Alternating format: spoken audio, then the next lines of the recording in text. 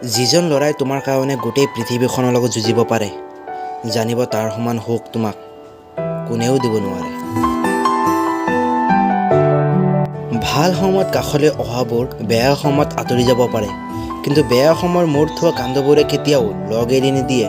সেয়ে বেয়া সময়ৰ বন্ধুবোৰকহে কাষত ৰাখিব লাগে। আপোনজন কাষত থাকক বা নাথাকক, তেওঁ সময় দিয়ক বা নিদিয়ক, তেওঁৰ প্ৰতি থকা সন্মান আৰু বিশ্বাসেহে সম্পৰ্ক এটাক জীয়াই ৰাখে।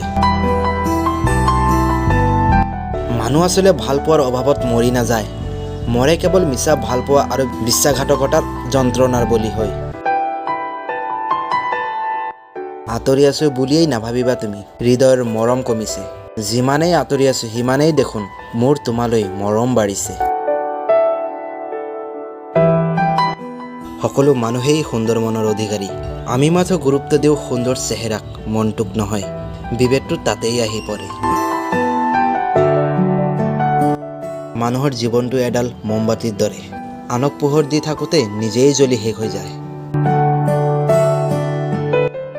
বেয়া সময়বোৰ পাৰ হৈ যায়, মনত নাথাকে, কিন্তু আপোন মানুহবোৰ সলনি হৈ গ'লে চিৰদিন মনত থাকে।